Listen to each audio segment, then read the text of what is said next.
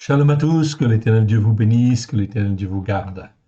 Bienvenue donc à cette deuxième vidéo sur la justice par la foi et le jugement juste.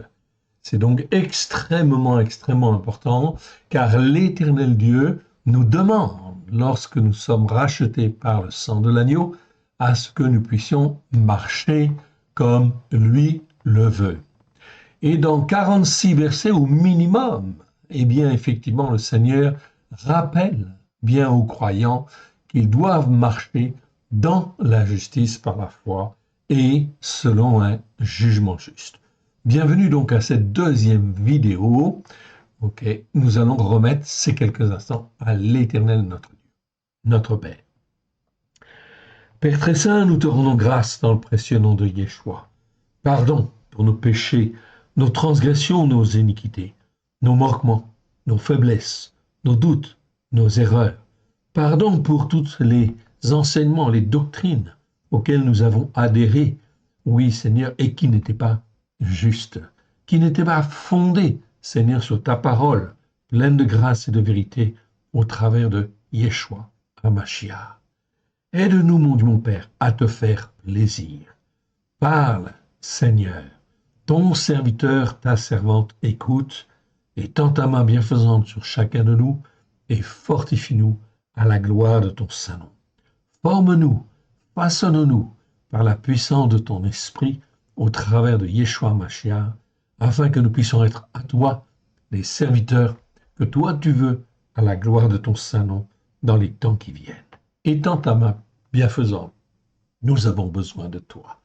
Alléluia, que ton nom soit béni, honoré-lui toujours et partout. Amen. Que l'Éternel Dieu vous bénisse, que l'Éternel Dieu vous garde. Un petit rappel que nous avons fait en fait la fois dernière déjà, ok, sur en réalité donc ici la présentation de la justice par la foi, c'est tzedaka, c'est le mot tzedaka, tzedaka en fait en hébreu, et le jugement juste mishpat. Nous avons fait des vidéos déjà sur le mot tzedaka, sur la justice par la foi. Je vous renvoie bien sûr à ces vidéos. Elles sont extrêmement importantes, d'autant plus que ce mot tzedaka est très mal traduit dans nos Bibles, tout au moins dans les versions françaises. Et le jugement juste mishpat. J'y reviendrai tout à l'heure.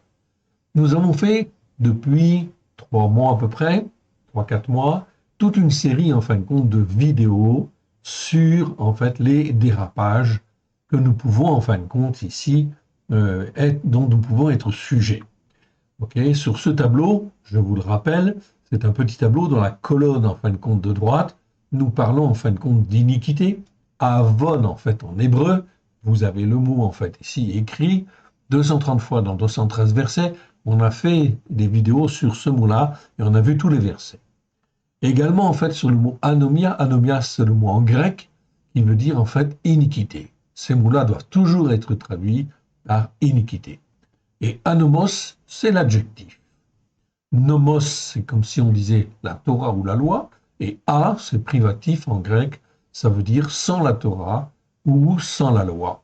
Résultat des courses, l'iniquité, déjà, au départ, c'est être sans la loi, être sans les enseignements de la Torah. Dès lors que je ne suis pas dans la Torah, okay, ou que je ne lis pas, ou que je n'étudie pas la Torah, je suis sans Torah. Okay. Je suis donc dans l'iniquité, automatiquement. Ainsi, ce mot anomos, il sera traduit dans un des versets de la Brit Hadasha, de l'Alliance Nouvelle, justement par l'impie. L'impie qui prendra en fait le règne de la terre, okay, qui en fait renversera 3 rois et deviendra le roi du monde. Il est appelé dans la Bible, dans l'Écriture, l'anomos, le sans Torah. L'impie, si vous voulez. Okay, donc on le traduit les traducteurs l'ont traduit par l'impie, mais c'est en réalité celui qui est sans la Torah ou celui qui est contre la Torah. Donc, il ne faut pas suivre, bien sûr, en fait, ces voies. Okay, voilà pourquoi le Seigneur nous donne ses enseignements avec grâce et vérité au travers de Yeshua Mashiach. Des péchés, des transgressions, des iniquités, nous sommes rachetés. Si je descends la colonne de gauche, on arrive en fait au psaume 32, par exemple, okay, où là, effectivement, l'Éternel dit très très clairement dans l'Écriture qu'il nous rachète au travers du sang de l'agneau, de nos péchés, de nos transgressions, de nos iniquités. Ça, c'est une chose très claire qu'il faut, bien sûr, en fin de compte, ne pas arrêter de témoigner, oui, bien sûr. Il faut donc en parler, évidemment, afin que les hommes puissent écarter de leur cœur et de leur vie tout ce qui est péché, tout ce qui est transgression et tout ce qui est iniquité, afin de grandir dans la relation, en fait, et l'attachement à l'éternel Dieu. Ça, c'est très important au travers de Christ Yeshua. Si, en fin de compte, on ne va pas dans ce sens-là, vers l'attachement, en fait, à Dieu, alors cela veut dire quoi? Que l'iniquité, elle grandit quelque part, et en fin de compte, elle va finir automatiquement par se dégrader. Ici, nous avons une dégradation. Dans les Écritures, on va trouver les mots Avel, ici, les mots Avla, Avlata, Olata, et puis en fait Evel, qui sont en fin de compte des dégradations de l'iniquité. Dès lors que l'on ne vient pas vers l'Éternel, on lit l'Écriture, on entend, mais on ne vient pas en fin de compte à l'Éternel. À ce moment-là, l'iniquité se dégrade et en fin de compte, quelque part, elle devient de plus en plus empreinte d'hypocrisie et de duplicité, et en fin de compte, le cœur s'endurcit, l'orgueil en fin de compte prend place, et effectivement, en fait, l'homme s'endurcit. On arrive en fin de compte là, la flèche, elle descend vers, en fait, ici, l'injustice, Aven.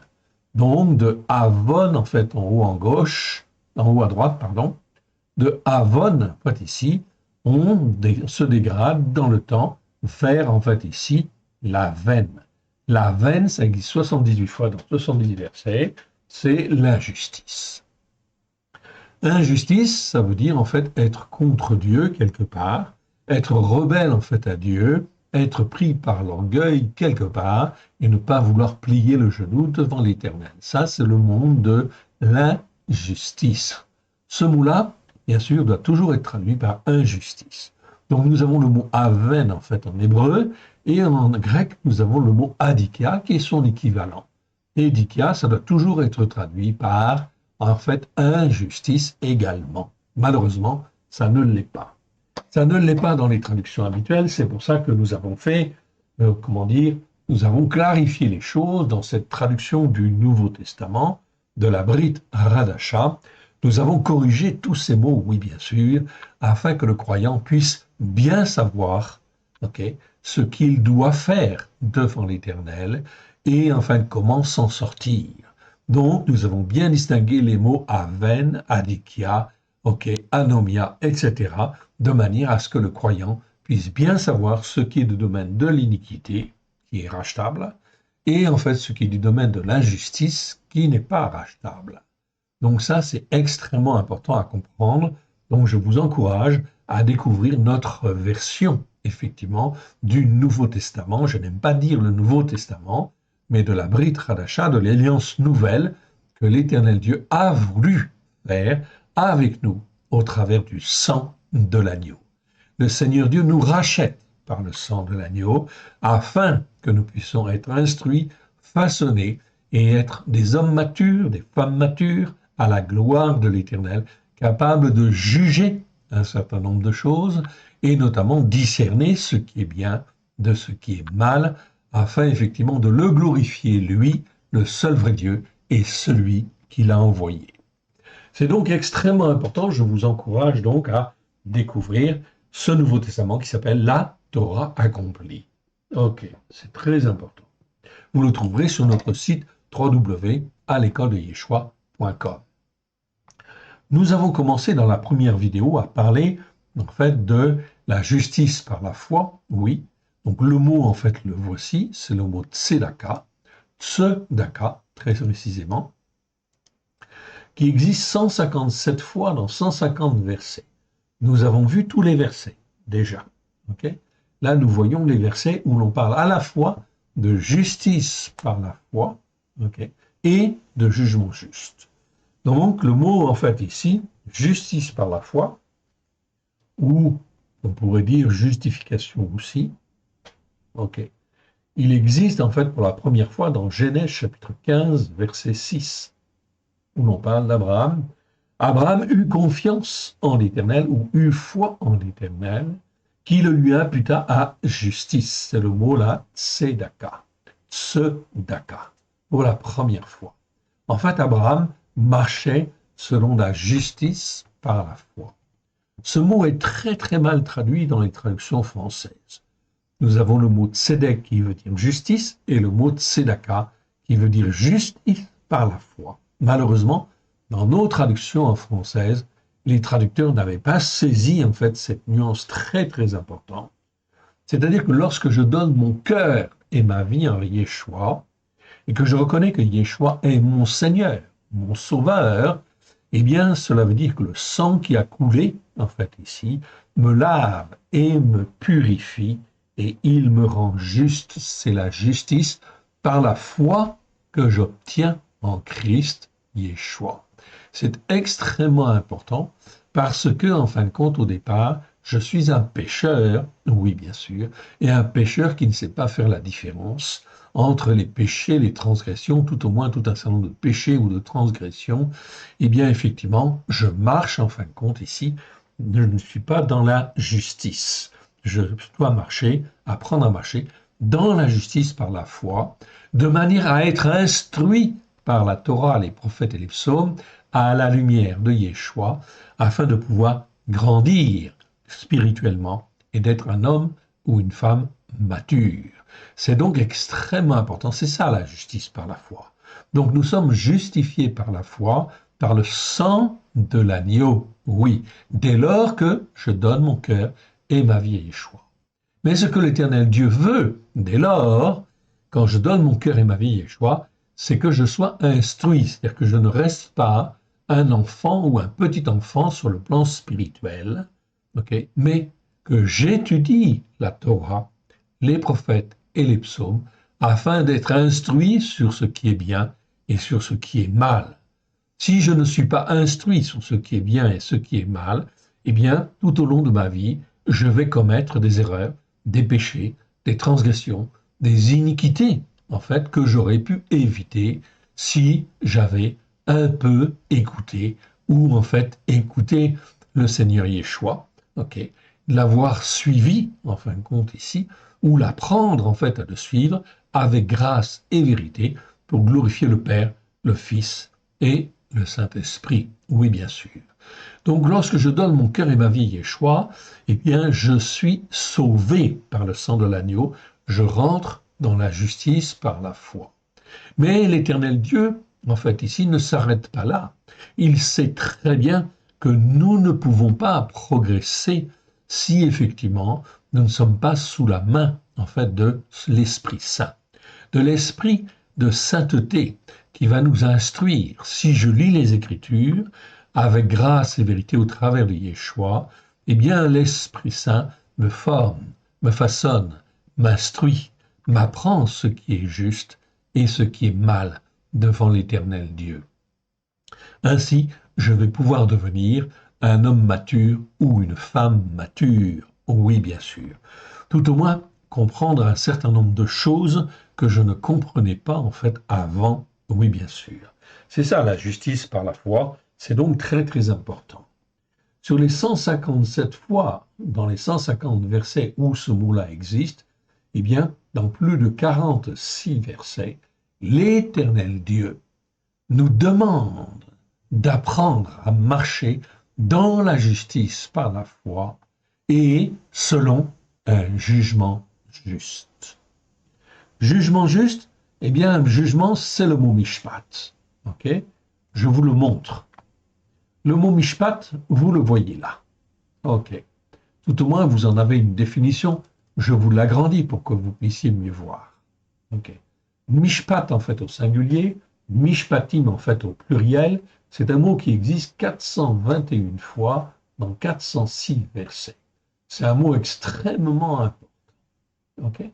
Ce mot-là, on le traduit par jugement la plupart du temps, c'est bien. Ça peut vouloir dire au jour du jugement ou le jugement juste. C'est traduit malheureusement, en fait, ici, par certains traducteurs, par le mot ordonnance, c'est une erreur. Ok, c'est traduit par précepte des fois, par règle, loi, habitude, commandement. Tout cela, en fin de compte, ce sont des variantes qui ne servent à rien. Le mot mishpat veut dire jugement, il nous parle de jugement. Toutes les variantes de traduction ne sont pas utiles et ne contribuent pas à montrer l'essentiel de ce mot hébreu qui nous parle du jugement juste devant Elohim. En fait, la racine hébraïque initiale, ce sont les deux lettres Mem Shin. Ok, Mem Shin, que vous voyez là. Ok, Mem Shin. Elle allie en fait le signe de l'activité extérieure avec celui du mouvement relatif. Tout ce qui se meut d'un mouvement contractile se retire en soi, se touche, se met en masse, d'où la racine Mem Shin, okay, qui veut dire en fait, qui exprime toute chose palpable, compacte, ramassée, tout amas comme une récolte ou la moisson. Tout ce qui se tire, s'extrait, se retire, comme la soie, bien sûr. En conclusion, la racine Mem Shin exprime le jugement qui représente tout ce qui nous fait sortir du monde matériel pour devenir spirituel pour l'Éternel notre Dieu, pour Elohim. C'est donc très très important. Donc on a besoin d'apprendre à juger pour justement sortir des choses de ce monde. C'est bien ce que l'Éternel Dieu veut faire lorsqu'il nous rachète par le sang de l'agneau. Il veut nous faire sortir de tous les attachements de ce monde. Le mot mishpat, composé de Mem, Shin, P, Ta et Tet, comprend un P en fait ensuite, qui est le symbole de la bouche, car c'est de la parole prononcée par la bouche que l'on voit si le jugement est conforme aux Écritures ou non. Et donc, s'il est juste ou non. Donc, voilà pourquoi l'étude de l'Écriture est extrêmement importante et fondamentale pour avoir un bon jugement.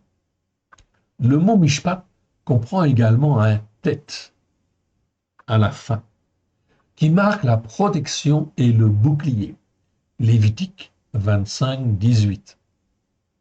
C'est en effet parce que tu as dans ton cœur des jugements justes que l'Éternel veille sur toi et te protège. Donc la notion de jugement et de jugement juste ici est extrêmement importante. Traduire le mot mishpat par jugement est donc une excellente traduction, la meilleure même on peut dire, car c'est par l'acquisition d'un jugement juste que le croyant pourra se sortir du monde d'une part pour devenir un serviteur de Christ à la gloire du Père. Traduire ce mot par ordonnance, okay, ce qui est le cas notamment dans la seconde très nombreuses fois, malheureusement, ou un autre mot est donc inutile et n'apporte rien. Les mishpatim, c'est-à-dire les jugements, sont donnés dans la Torah, okay, les prophètes et les psaumes, notamment comme des exemples afin d'apprendre à avoir des jugements justes dans nos cœurs et dans nos vies. Maintes fois, l'Éternel montre du doigt ce qu'il aimerait que le croyant apprenne à avoir un jugement juste dans ses pensées et à marcher selon la justice par la foi. Le psaume 19, versets 9 à 11 dit bien « La crainte de l'Éternel est pure, elle subsiste à toujours. Les jugements, mishpatim, de l'Éternel sont vrais, okay, ou même sont vérité, émettent en fait ici. Ils sont tous justes. Ils sont plus précieux que l'or, que beaucoup d'orphins. Ils sont plus doux que le miel, que celui qui coule des rayons. Ton serviteur aussi en reçoit instruction. Pour qui les observe, la récompense est grande.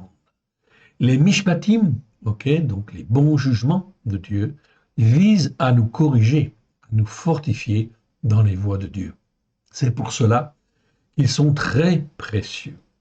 La première fois où ce mot, en fin de compte, apparaît, c'est effectivement dans Genèse 18, verset 19. où l'Éternel Dieu parle, en fait, d'Abraham. Okay. Et il dit, car je l'ai choisi, afin qu'il ordonne à ses fils et à sa maison après lui de garder la voie de l'Éternel en pratiquant la justice par la foi et le jugement juste. Ok. Ici, c'est traduit dans nos Bibles par la justice. Non, en pratiquant un jugement juste, bien sûr. Et qu'ainsi l'Éternel accomplisse en faveur d'Abraham les promesses qu'il lui a faites. Mon frère, ma sœur, au travers de Christ Yeshua, nous sommes appelés, nous sommes choisis par l'Éternel pour être des fils et des filles d'Abraham, bien évidemment. C'est-à-dire d'apprendre à marcher comme Abraham a marché, comme Yitzhak a marché, comme Jacob a marché, comme David a marché, comme Moshe a marché, comme les prophètes ont marché, comme beaucoup d'autres en fait ont marché. C'est donc quelque chose de très très important. Regardez les deux versets suivants à titre d'exemple. Genèse chapitre 18, verset 25. Faire mourir le juste avec le méchant, en sorte qu'il en soit du juste comme du méchant, loin de toi cette manière d'agir. Loin de toi. Celui qui juge toute la terre n'exercera-t-il pas en fait un bon jugement? Bien sûr que oui, bien évidemment. Donc l'Éternel Dieu veut toujours faire durer le croyant qui écoute et qui met en pratique, qui marche dans la justice par la foi et selon un jugement juste. Oui, bien sûr. Par contre, dans cette marche-là, eh bien, en fin de compte, le méchant va toujours, toujours, toujours périr. Dieu ne va pas le faire mourir tout de suite. Pourquoi? Parce qu'il espère même que le méchant va changer de voie en voyant justement le témoignage de ceux qui sont justes, qui marchent par la foi et qui sont justes et qui donc sont bénis et protégés de l'Éternel. Psaume 25, verset 9. Regardez bien. C'est retraduit, effectivement, ok, de manière à être plus proche de l'hébreu. Il conduit les humbles dans le jugement juste. Mishpat. Ici, c'est bien le mot mishpat. Et en fait, on a bien l'article devant le mot mishpat en hébreu, qui l'article est assez rare, bien sûr. Et quand en fait ici, il y a l'article, ça veut dire en fin de compte, ici, c'est démonstratif quelque part.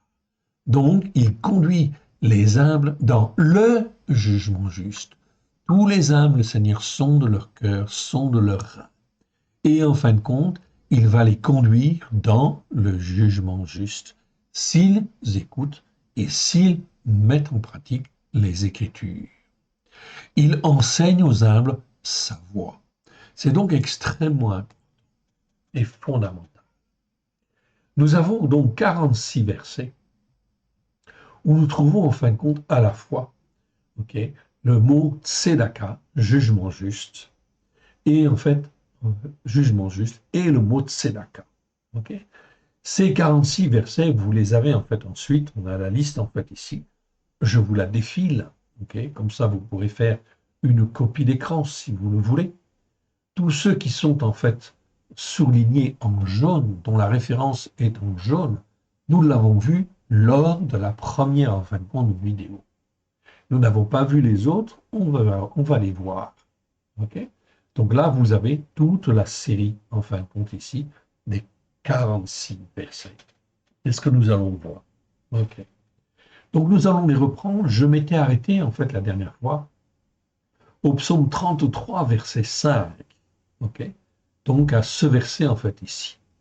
Mais en réalité, aujourd'hui, nous sommes à la deuxième vidéo. Je vais reprendre, en fait, au début et voir, en fin de compte, ici, tous ceux que l'on n'a pas vus, en fait, ici, pour les voir, en fin de compte, en totalité. Donc, on va revenir sur, en fait, ici, les Écritures, et on va donc les parcourir. Je vais donc aller dans Genèse, hop, là. Et à partir de Genèse 1, on va donc en fait rechercher ces 46 versets, là où se trouve à la fois le mot justice par la foi et en fait ici le mot en fin de compte, jugement juste. Le premier, en fin de compte, c'est Genèse 18, verset 19. On l'a vu la fois dernière, je ne reviens pas, et je viens de le lire en fait encore. Ici, on parle d'Abraham. Donc, car je l'ai choisi, afin qu'il ordonne à ses fils et à sa maison après lui, de garder la voie de l'Éternel, en pratiquant la justice par la foi et un jugement juste, et qu'ainsi l'Éternel accomplisse en faveur d'Abraham les promesses qu'il lui a faites. Mon frère, ma sœur, toi qui m'écoutes aujourd'hui, tu as donné ton cœur et ta vie à Yeshua. Alors, comme Abraham, tu es appelé. Et tu es appelé à marcher selon la justice par la foi et un jugement juste. Ces 46 versets sont extrêmement importants, fondamentaux. Voilà pourquoi il faut les écouter et les mettre en pratique. Alors écoute et réécoute ces vidéos, mais il faut que ça rentre dans la tête et que ça rentre dans le cœur. La deuxième fois, en fin de compte, c'est dans Deutéronome 33, verset 21. On l'a vu ce verset la fois dernière, je ne reviens pas donc dessus. On continue et on arrive en fin de compte dans 2 Samuel, chapitre 8, verset 15. On l'a vu en fait aussi, ce verset, et là on parle de David. Ok. 2 Samuel, verset 8, chapitre 8, verset 15. David régna sur Israël, il agissait selon un jugement juste et la justice par la foi envers tout son peuple. Voilà ce que l'Éternel Dieu nous demande en fin de compte de faire et d'agir et d'agir. On va donc continuer. Et donc là, on va aller à la 4e fois. Celui-là, on ne l'a pas vu. C'est donc 1 Roi, chapitre 10, verset en fait ici 9. Béni soit l'Éternel ton Élohim, qui t'a accordé la faveur de te placer sur le trône d'Israël. C'est parce que l'Éternel aime à toujours Israël qu'il t'a établi roi pour que tu pratiques un jugement juste et la justice par la foi. De qui parle-t-on en fin de compte là? Ok. Eh bien, reprenons en fin de compte ici, au début de ce chapitre, de 1 Roi, chapitre 10. C'est la reine de Saba, la reine de Sheba, a appris la renommée que possédait Shelomo. Shelomo, c'est Salomon, à la gloire de l'Éternel, et elle vint pour l'éprouver par des énigmes. Elle arriva à Yerushalayim avec une suite fort nombreuse et avec des chameaux portant des aromates, de l'or en très grande quantité, des pierres précieuses. Elle se rendit auprès de Shelomo, Salomon, et elle lui dit tout ce qu'elle avait dans le cœur. Verset 3. Shelomo répondit à toutes ces questions, et il n'y eut rien que le roi ne sut lui expliquer. Donc vous voyez ici que Salomon était rempli de sagesse. Pourquoi? Parce qu'il marchait selon la justice par la foi et selon un jugement juste. Résultat des courses, en fait, il était rempli de l'Esprit de Dieu et particulièrement loin pour servir de témoin parmi tous les rois de la terre. Et là, la reine de Sheba, en fin de compte, elle est en fin de compte ici, bien sûr, pour rendre hommage à cette, comment dire, à cette gloire. Verset 4, la reine de Sheba vit toute la sagesse de Shelomo et la maison qu'il avait bâtie, et les mets de sa table et la demeure de ses serviteurs, et les fonctions et les vêtements de ceux qui le servaient, et ses échansons, et ses sacrifices d'élévation qu'il offrait dans la maison de l'Éternel, hors d'elle-même, elle dit au roi. C'était donc vrai, c'était donc la vérité, dit-elle-même. Ce que j'ai appris dans mon pays au sujet de ta position et de ta sagesse. Donc la renommée de Shelomo était en fait ici, quelque part, j'ose pas dire mondiale, mais en fin de compte, elle dépassait les frontières. Oui, bien sûr. Verset en fin de compte ici. Ok, ta position et ta sagesse. Verset 7. Je ne le croyais pas, avant d'être venu et d'avoir vu de mes yeux. Donc il fallait qu'elle voie, en fait, ici, toute cette sagesse et toute cette gloire. Voilà ce que l'Éternel veut faire au travers de nous. Ok, c'est que nous nous attachions en fait à lui de tout notre cœur, de toute notre âme, de tout notre être, dans la justice par la foi et selon un jugement juste, afin de servir l'Éternel, de servir de témoin là où il le veut, comme il le veut. Je ne le croyais pas, disait-elle, verset 7, avant d'être venue et d'avoir vu de mes yeux. Et voici, on ne m'en a pas dit la moitié. Tu as plus de sagesse et de prospérité que la renommée ne me l'a fait connaître. Donc vous voyez, elle reconnaît en fait ici, de par ses yeux, de par ce qu'elle entend en fait ici, de ce qu'elle entend en fait, eh bien elle dit, elle exprime là une gloire extraordinaire. Verset 8. Heureux tes gens, ok, heureux tes serviteurs qui sont continuellement devant toi, qui entendent ta sagesse. Donc ici, c'était vraiment en fin de compte quelque chose de très glorieux qui touchait en fin de compte tout le monde, tout le peuple bien sûr, ça ressurgissait sur le peuple. Ok. Ok. Béni soit l'Éternel, ton Elohim, qui t'a accordé la faveur de te placer sur le trône d'Israël. C'est parce que l'Éternel aime à toujours Israël qu'il t'a établi roi pour que tu pratiques quoi? Un jugement juste et la justice par la foi. D'où avait-il cette sagesse? Bien sûr, il avait reçu en fin de compte par l'Esprit de Dieu toute la sagesse qui était dans la Torah, dans les enseignements de la Torah, oui bien sûr. Donc avec grâce et vérité, on peut dire en fait aussi quelque part, parce que c'était transcendant en fait à l'époque, oui bien sûr. 10. Elle donna au roi 120 talents d'or, une très grande quantité d'aromates et de pierres précieuses. Elle ne vint plus, et il ne vint plus autant d'aromates que la reine de Sheba en donna à Shlomo. Les navires de Hiram qui apportèrent de l'or d'Ophir amenèrent aussi de Ophir une grande quantité de bois, de santal et des pierres précieuses.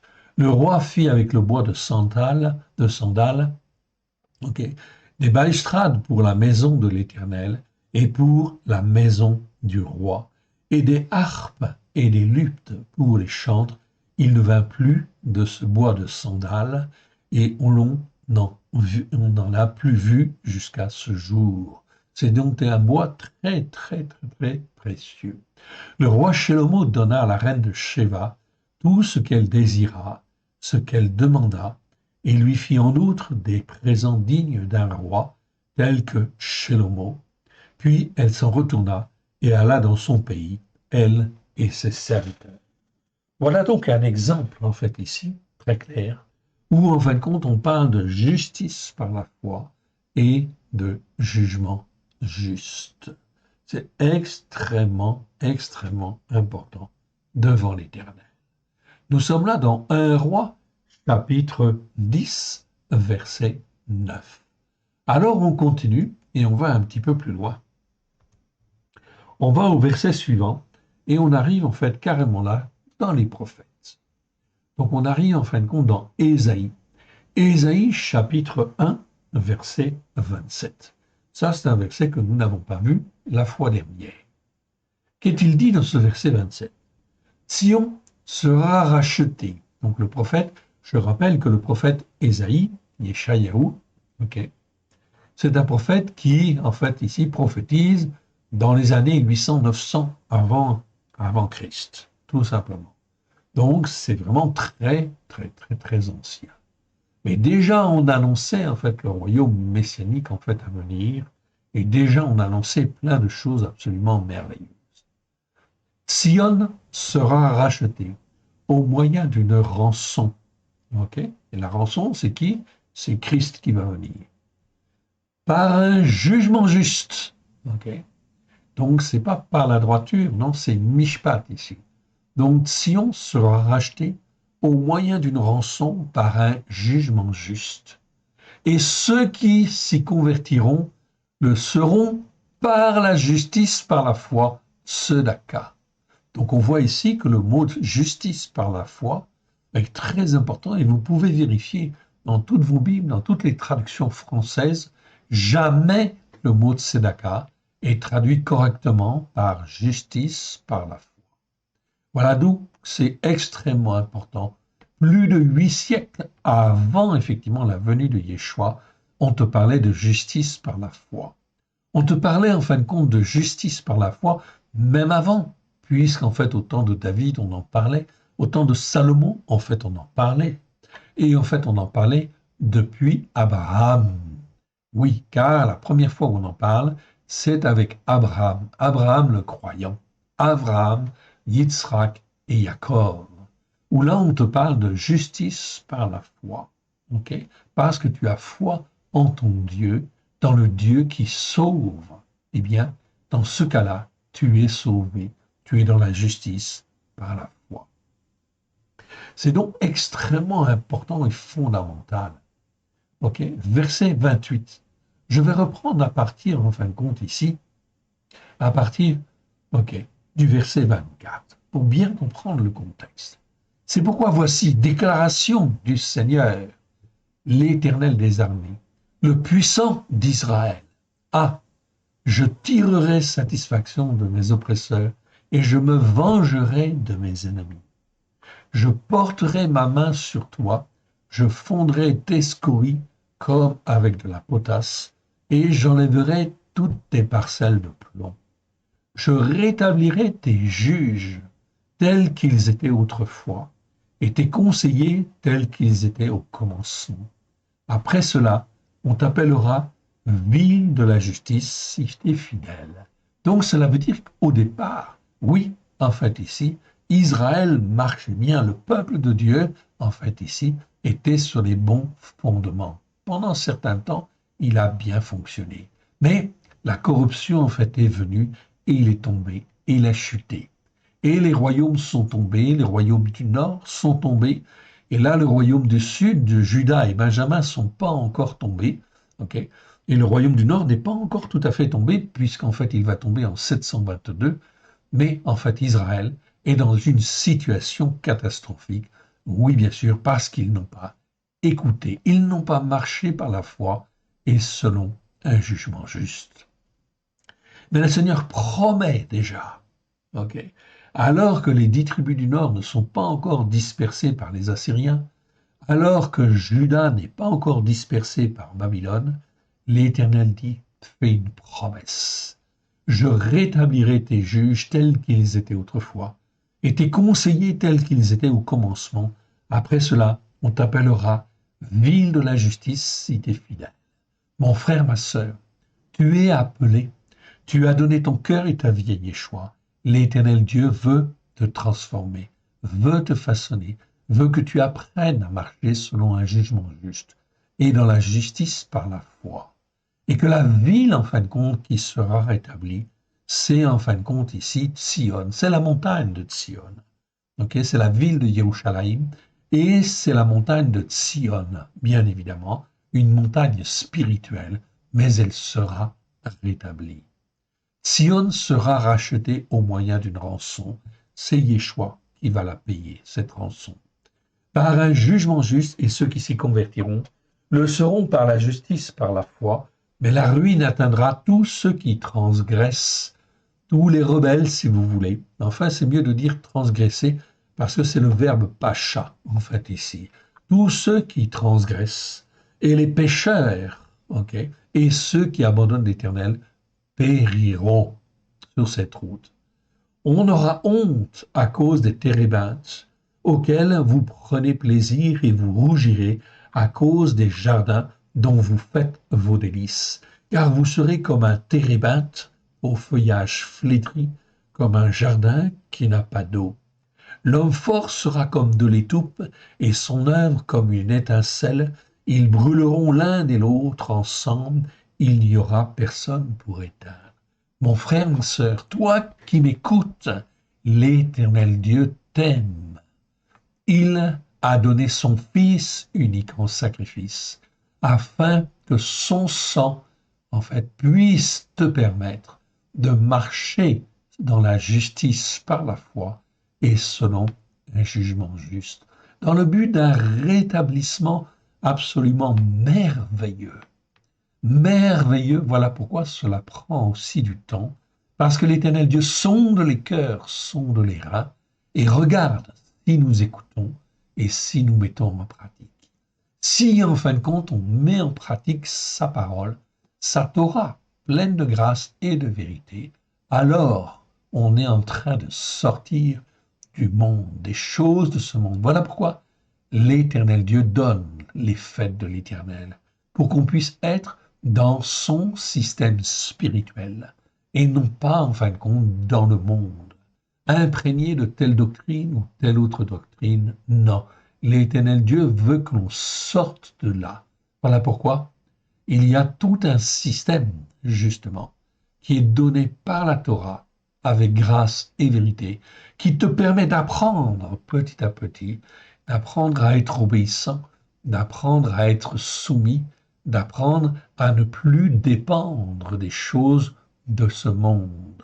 Voilà pourquoi l'Éternel Dieu veut te former spirituellement, mais pour cela, il faut écouter et il faut mettre en pratique.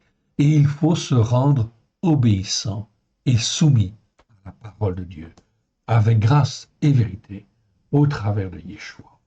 C'est donc exactement ce que le prophète ici, en fait, Ésaïe, Yeshayahu, en fait, prophétise 9 siècles avant la venue de Yeshua. Donc il te dit, écoute et mets en pratique. Et tous les méchants, en fin de compte, ils vont tomber les uns après les autres. Ok. Mais l'Éternel Dieu sonde les cœurs, sonde les reins et regarde si en fait l'un ou l'autre peut revenir. Car il dit bien, non, en fait, Ézéchiel, l'Éternel Dieu, on l'a vu la fois dernière, l'Éternel Dieu ne veut pas la mort du méchant. Ce qu'il veut, c'est qu'il change de voie et revienne à l'Éternel. Mais ça, il ne peut le faire que si, en fin de compte, il y a des témoins sur la terre qui justement témoignent de cette vérité, bien, cette vérité biblique. Voilà pourquoi, toi qui m'écoutes, l'Éternel Dieu veut te former, veut te façonner pour que tu sois rendu obéissant et soumis à sa parole au travers de Yeshua HaMashiach et que tu écoutes et que tu mettes en pratique la Torah, les prophètes et les psaumes avec grâce et vérité. Nous avons vu en fait ici Ésaïe chapitre 1 verset 27. Ok. On va aller au verset suivant. Le verset suivant, ok, c'est en fait tout simplement Ésaïe chapitre 5. 5 verset 7. Ok. Regardez bien ce qui est marqué en fait ici. La vigne de l'Éternel des armées, donc je répète, Ésaïe chapitre 5 verset 7. La vigne de l'Éternel des armées, c'est la maison d'Israël. Les hommes de Yehuda, c'est le plan qu'il chérissait. Il avait espéré un jugement juste, mishpat ici. C'est pas le mot droiture. Voilà pourquoi le mot mishpat ne doit jamais être traduit par droiture. On parle là de jugement juste. Comment avoir un jugement juste? Mon frère, ma sœur, il n'y a pas 36 solutions. Tu étudies les enseignements de la Torah, des prophètes et des psaumes, avec grâce et vérité, et le Seigneur va te guider dans les jugements justes. Mais si tu ne lis pas la Torah, si tu n'étudies pas la Torah, les prophètes et les psaumes, jamais tu ne rentreras dans les jugements justes de l'Éternel. Il avait espéré un jugement juste, et voici du sang versé, de la justice par la foi, et voici des cris de détresse. C'est donc terrible. Okay? On va reprendre à partir du début du chapitre 5 pour bien comprendre le contexte. Donc on est dans Ésaïe chapitre 5, je répète ici, ce prophète, il a agi dans les années 900 avant en fait Christ. Je chanterai à mon bien-aimé le cantique de mon bien-aimé sur sa vigne. Mon bien-aimé avait une vigne sur un coteau fertile. Okay? Qui c'est le bien-aimé? C'est Yeshua. Il en remua le sol, ôta les pierres et y mit un plan délicieux. Il bâtit une tour au milieu d'elle et y creusa aussi une cuve. Puis il espéra qu'elle produirait de bons raisins, mais elle en a produit de mauvais. Maintenant donc, habitants de Jérusalem et hommes de Yehuda, soyez juges entre moi et ma vigne. Qu'y avait-il encore à faire à ma vigne que je n'ai pas fait pour elle?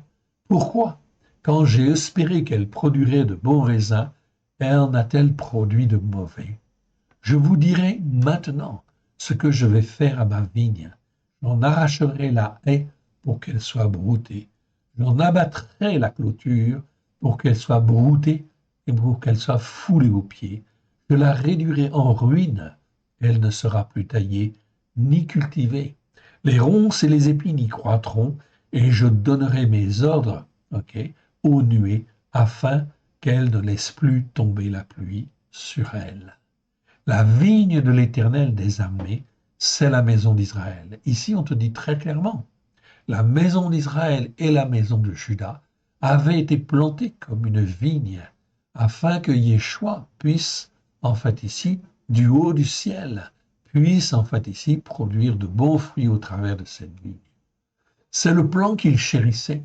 Il avait espéré un jugement juste, et voici du sang versé. De la justice par la foi, et voici des cris de détresse. Donc l'Éternel Dieu a été très déçu, en fait, ici, par sa vigne. Voilà pourquoi, aujourd'hui, mon frère, ma sœur, l'Éternel Dieu te rachète par le sang de l'agneau, parce qu'il veut faire des choses merveilleuses, merveilleuses, grandioses, pourvu que tu écoutes et que tu mettes en pratique. Malheur à ceux qui ajoutent maison à maison, qui joignent champ à champ jusqu'à ce qu'il n'y ait plus d'espace et qu'ils habitent seuls au milieu du pays. Voici ce que m'a révélé l'Éternel des armées. Certainement ces maisons nombreuses seront dévastées, ces grandes et belles maisons n'auront plus d'habitants. On ne pense qu'à une seule chose, à dominer sur la terre, à devenir riche, etc. Et en fin de compte, à vivre seul sans Dieu. Verset 10. Même 10 arpents de vigne ne produiront qu'un bat, et un romer, en fait ici, c'est-à-dire 3,5 litres de semences, ne produira qu'un épha. Malheur à ceux qui de bon matin courent après les boissons enivrantes et qui, bien avant dans la nuit, sont échauffés par le vin. La harpe et le luth, le tambourin, la flûte et le vin animent leur festin, mais ils ne prennent point garde à l'œuvre de l'Éternel. Ils ne voient point le travail de ses mains. C'est pourquoi mon peuple sera soudain emmené captif, faute de connaissance. Sa noblesse mourra de faim et sa multitude sera desséchée par la soif. Voilà ce que l'Éternel dit en fait ici et qu'il affirme. Il dit très clairement en fait les choses. Mon peuple n'a pas écouté. Mon peuple a fait ce qu'il voulait, en fait, ici. Il n'a jamais voulu s'attacher, en fin de compte, à l'Éternel Dieu pour le servir, le glorifier. Voilà pourquoi nous sommes, nous, rachetés, afin qu'on puisse s'attacher à l'Éternel, apprendre à obéir, apprendre à se soumettre et faire sa volonté. Sa noblesse mourra de faim et sa multitude sera desséchée par la soif. Verset 14. C'est pourquoi le séjour des morts ouvre sa bouche, élargit sa gueule, sans loi, en fait ici, sans loi ou sans mesure, sans restriction, si vous voulez. Alors descendent la magnificence et la richesse de Sion, et sa foule bruyante et joyeuse, parce que Sion ne s'est pas attaché à l'Éternel Dieu, en fait ici. Les descendants d'Adam seront abattus, les grands seront humiliés, et les regards des hautains seront abaissés. Verset 16. L'Éternel des armées sera élevé par le jugement juste, et le Dieu saint sera sanctifié par la justice, par la foi. Voilà deux choses en fait essentielles qui sont soulignées ici, que le peuple de Dieu justement n'a pas en fait ici accompli. L'Éternel Dieu des armées dit bien au travers du prophète Ésaïe qu'il sera élevé par le jugement juste. Voilà pourquoi, mon frère, ma sœur, l'Éternel Dieu, toi qui m'écoutes, l'Éternel Dieu te parle et te dit, apprends à marcher selon un jugement juste. Et le Dieu saint sera sanctifié par la justice, par la foi. On retrouve les deux mots en fait essentiels, les deux mots clés ici, justice par la foi, tzedaka, et en fait jugement juste. Mon frère, ma sœur, nous pouvons marcher dans la justice par la foi, car le sang de l'agneau nous a lavés, purifiés de tous nos péchés, de nos transgressions, de nos iniquités. Encore faut-il écouter et mettre en pratique la parole de Dieu, la lire, bien sûr, dans le détail, l'examiner, en fait, ici, se poser, en fait, les bonnes questions et dire au Éternel, me voici, Seigneur, corps, âme et esprit. Je t'aime parce que tu m'as racheté. Peu m'importe les chemins par lesquels tu me fais passer, pourvu que tu me tiennes par la main, que tu me formes, que tu me façonnes à la gloire de ton saint nom. Me voici, Seigneur, parle, Seigneur, ton serviteur, ta servante, écoute. Voilà en fait ici la disposition de cœur qu'il faut avoir et qu'il faut rechercher afin de grandir en fait dans la vérité de l'Éternel, s'attacher à l'Éternel Dieu pour faire les œuvres qu'il a préparées d'avance afin de se glorifier lui et de glorifier celui qu'il a envoyé. C'est à la disposition de chacun. Chacun de nous, nous avons en fin de compte à dire oui à l'Éternel. Nous voulons te servir comme tu le veux, ok? Ou alors vous voulez le servir comme vous le voulez. Ce qui est beaucoup mieux, bien évidemment, c'est d'apprendre à plier le genou et d'apprendre à obéir et à se soumettre afin de faire la volonté de l'Éternel, là où il le veut, comme il le veut. C'est un apprentissage. Et nous avons beaucoup d'exemples dans l'Écriture, justement pour nous apprendre à marcher selon un jugement juste et selon la justice par la foi. Verset 17. Des brebis paîtront comme sur leur pâturage et des étrangers dévoreront les possessions ruinées des riches. Malheur à ceux qui tirent l'iniquité avec des cordes, les cordes du vice et le péché comme avec les traits d'un char, comme avec les traits d'un char, et qui disent qu'il hâte, qu'il accélère son œuvre afin que nous la voyions, que le décret du Saint d'Israël arrive et s'exécute afin que nous le connaissions. Non, c'est pas comme ça. Malheur à ceux qui appellent le mal bien et le bien mal, qui changent les ténèbres en lumière et la lumière en ténèbres, qui changent l'amertume en douceur et la douceur en amertume. Malheur à ceux qui sont sages à leurs yeux et qui se croient intelligents. Malheur à ceux qui ont de la bravoure pour boire du vin et aux gens vaillants à mélanger les liqueurs fortes. Il faut être dans l'humilité. L'homme est pécheur. Il est né dans un état de pécheur. Voilà pourquoi il n'a pas 36 solutions. La seule chose qu'il peut faire, c'est plier le genou et se rendre humble devant l'Éternel. Pardon, Seigneur, pour mes péchés, mes transgressions, mes iniquités, l'orgueil de mes pensées, tout ce qui n'a pas été à ta gloire. Ô Dieu très saint, sonde mon cœur, sonde mes reins, vois si je suis sur une mauvaise voie, et remets-moi sur la voie de l'éternité, sur la voie que tu as choisie pour moi, afin de te servir, toi, le seul vrai Dieu, et celui que tu as envoyé. Mon frère, ma sœur, ça, c'est la bouche de chacun qui doit déclarer ce qu'il veut faire devant l'Éternel. Il a été racheté par le sang de l'agneau. Nous avons été rachetés par le sang de l'agneau pour faire la volonté du Père, pour faire les œuvres qu'il a préparées d'avance. Voilà pourquoi nous devons apprendre l'obéissance et la soumission à la gloire de l'Éternel. Amen. Nous sommes dans Ésaïe chapitre 5, verset 16 ici. Ok, 16. On continue. Ok, et on va un petit peu plus loin. Ok, et on arrive en fin de compte dans le verset qu'on avait vu la fois dernière, bien évidemment. Ok, on va juste le relire. Ok, ce que l'Éternel Dieu veut en fait ici faire, c'est donner en fait ici. Je reprends à partir du verset 5. Donc on voit bien en fin de compte que tout se passe au travers de Yeshua Mashiach. Et on en comprend en fait la dimension ici.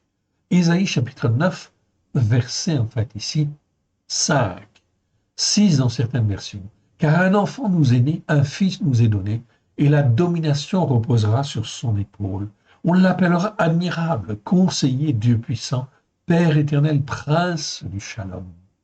Donné à l'empire, ok, de l'accroissement et une paix sans fin au trône de David et à son royaume, l'affermir et le soutenir par le jugement juste. Ah, on voit bien ici, c'est pas le droit, c'est le jugement juste, la manière de bien juger. Et par la justice, par la foi, dès maintenant et à toujours. Voilà ce que fera le zèle de l'Éternel des armées. Je n'insiste pas plus dessus, on l'a vu en fin de compte la fois dernière. Ok, je continue sur le verset suivant. Ok, le verset suivant, nous passons dans Ésaïe. Ésaïe chapitre 28, verset 17. Ésaïe chapitre 18, verset 17 nous dit ceci. Je ferai du jugement juste. C'est toujours Ésaïe qui parle. Et l'Éternel Dieu qui parle au travers, en fait, de la bouche d'Ésaïe. Je ferai du jugement juste. Okay? C'est pas de la droiture. Je ferai du jugement juste, mishpat, une règle et de la justice par la foi un niveau. Et la grêle emportera le refuge de la fausseté et les eaux inonderont l'abri du mensonge. Ah, ben voilà qui est extrêmement intéressant en fin de compte ici. Okay, on peut voir en fin de compte ici le contexte. Je ne vais pas relire depuis le début. Hein, le début, ok. Malheur à la couronne superbe des ivrognes d'Éphraïm. Ok, je passe sur tous ces versets. Ok. Et en fin de compte, je vais aller au verset 13. On va reprendre à partir du verset 13. Ok. Et pour eux, la parole de l'Éternel, parce qu'ils n'ont pas écouté, parce qu'ils n'ont pas mis en pratique comme Dieu le voulait, eh bien, en fin de compte, dans Ésaïe 28, à partir du verset 13, pour eux, la parole de l'Éternel sera précepte sur précepte, règle sur règle, règle sur règle, un peu ici, un peu là, afin qu'en marchant, ils tombent à la renverse et se brisent, afin qu'ils soient enlacés et pris. Pourquoi? Tout simplement parce que leur cœur n'était pas là. Okay. Ils ne se sont pas engagés de tout leur cœur, de toute leur âme, pour vouloir s'attacher à l'Éternel. Toi qui m'écoutes aujourd'hui, c'est effectivement extrêmement important. Il faut s'engager de tout son cœur, de toute son âme, de tout son être, à servir l'Éternel. Et il faut abandonner tout le reste, toutes les fausses doctrines, les faux enseignements, tout ce qui n'est pas conforme à la Torah, aux prophètes et aux psaumes, à la lumière de Yeshua, avec grâce et vérité. Tout cela, il faut l'abandonner. Il faut s'engager de tout son cœur, de toute son âme, de tout son être. Sinon, en fait, ici, voilà ce qui arrive à tous ceux, en fait, ici, qui sont comme des religieux, qui se servent de Dieu, mais qui font comme ils veulent. Okay. Et pour eux, la parole de l'Éternel sera précepte sur précepte, règle sur règle, règle sur règle. Un peu ici, un peu là, afin qu'en marchant, ils tombent à la renverse et se brisent, afin qu'ils soient enlacés et pris. L'Éternel Dieu, aujourd'hui même, okay, nous sommes le 2 août de l'année 2023. L'Éternel Dieu sonde les cœurs, sonde les reins et regarde si les uns et les autres sont sincères dans leur cœur. Sinon, S'ils ne sont pas sincères, la parole de Dieu sera pour eux précepte sur précepte, précepte sur précepte, règle sur règle, règle sur règle, un peu ici, un peu là, afin qu'en marchant, ils tombent à la renverse et se brisent, afin qu'ils soient enlacés et pris. Voilà pourquoi tu dois te retirer, en fait, ici, de tous les systèmes religieux qui existent. Je dis bien tous les systèmes religieux qui existent pour t'attacher au seul Dieu unique et vrai, de tout ton cœur, de toute ton âme et de tout ton être. Verset 14. Écoutez donc la parole de l'Éternel, moqueur, vous qui dominez sur ce peuple de Yerushalayim. Donc c'est exactement pareil aujourd'hui pour tous les religieux, les responsables religieux, en fait ici. Vous dominez sur ce peuple de Yerushalayim, de croyants en fin de compte aujourd'hui. Vous dites, nous avons fait une alliance avec la mort, nous avons fait un pacte avec le séjour des morts, quand le fléau débordé passera, il ne nous atteindra pas, parce que ne nous atteindra pas, car nous avons la fausseté pour refuge et le mensonge pour abri. Quelque part, c'est ce qu'ils disent. C'est pourquoi ainsi parle mon Adonai, l'Éternel. Voici, j'ai mis pour fondement en Sion une pierre éprouvée, une pierre angulaire de prix, solidement posée. Celui qui la prendra pour appui n'aura point hâte de fuir. Quelle est cette pierre?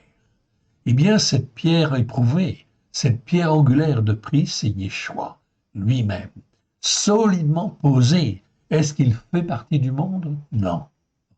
Il n'est même pas dans ce monde, mais il est là, il est présent. Spirituellement, il est présent et tu peux te reposer sur lui. Celui qui la prendra pour appui n'aura point hâte de fuir. Verset 17. Je ferai du jugement juste une règle, et de la justice par la foi un niveau. L'Éternel Dieu, donc, au travers de la foi en Christ Yeshua, qui nous rachète, qui nous forme, qui nous façonne, Dieu fera, en fait ici, du jugement juste une règle. Voilà pourquoi il convient, en fin de compte, de s'exercer à avoir un jugement juste et de la justice par la foi un niveau. Et oui, un niveau, c'est ce qui permet, en fin de compte, de voir si c'est conforme ou si c'est pas conforme. La grêle emportera le refuge de la fausseté et les eaux inonderont l'abri du mensonge. Donc toute doctrine, toute montagne qui a été posée, toute montagne religieuse ou toute colline religieuse qui a été posée en fin de compte ici, n'est que le refuge de la fausseté quelque part. Les eaux inonderont l'abri du mensonge. Verset 18. Votre alliance avec la mort sera détruite. Votre pacte avec le séjour des morts ne subsistera pas. Quand le fléau débordé passera, vous serez par lui foulés aux pieds. Mon frère, ma sœur, il n'y a qu'une seule vérité dans les Écritures.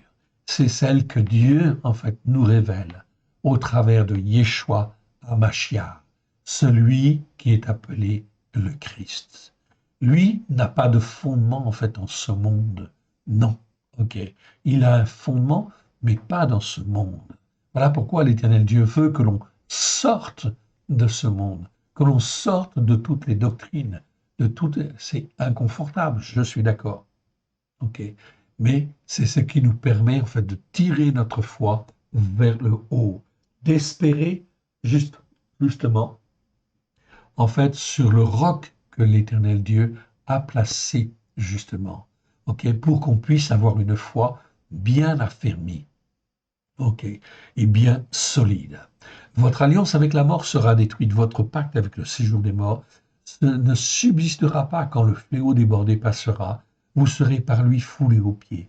Chaque fois qu'il passera, il vous saisira, car il passera tous les matins, le jour et la nuit. Son bruit seul donnera l'épouvante.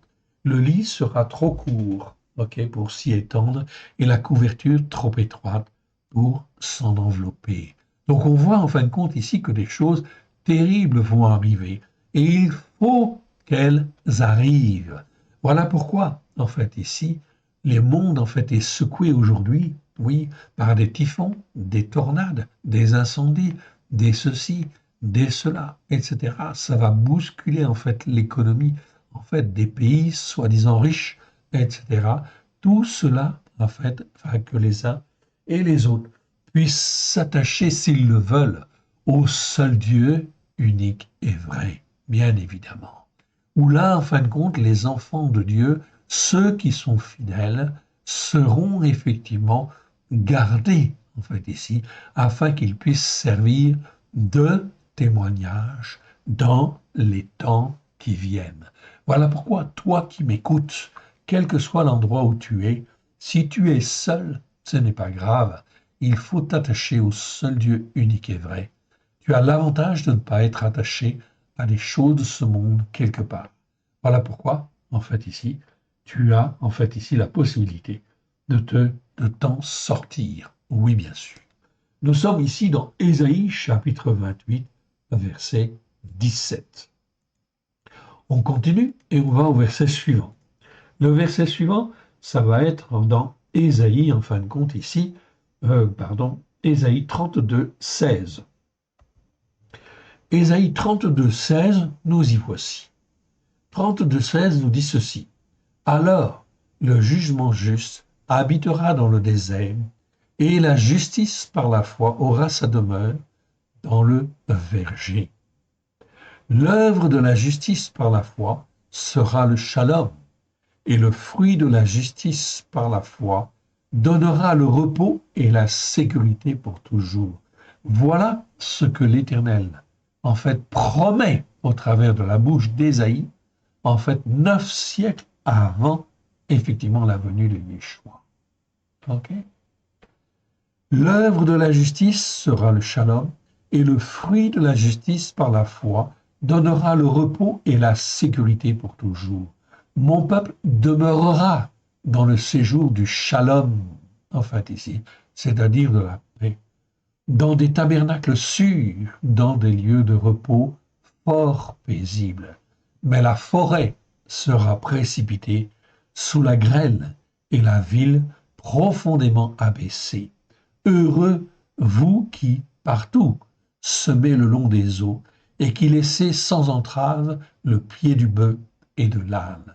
On voit donc en fait ici des choses en fait ici terribles qui vont arriver, mais l'Éternel nous promet en fait ici des choses glorieuses, évidemment. Ok? Nous sommes dans Ésaïe 32. Ok? Alors,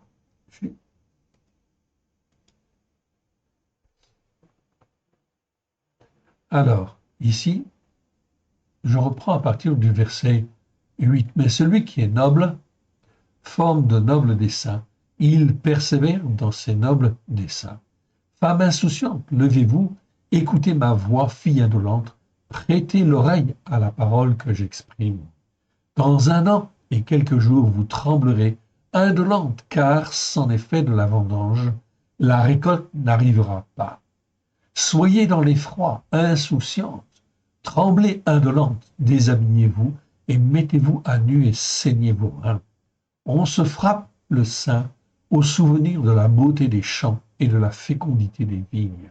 Verset 13. Sur la terre de mon peuple croissent les épines et les ronces, mais dans toutes les maisons de plaisance de la cité joyeuse, le palais est abandonné, la ville bruyante est délaissée, la colline et la tour serviront à jamais de caverne, les ânes sauvages y joueront et les troupeaux y paîtront, jusqu'à ce que l'Esprit soit répandu d'en haut sur nous et que le désert se change en verger et que le verger soit considéré comme une forêt. Verset 16. Alors le jugement juste habitera dans le désert et la justice par la foi aura sa demeure dans le verger.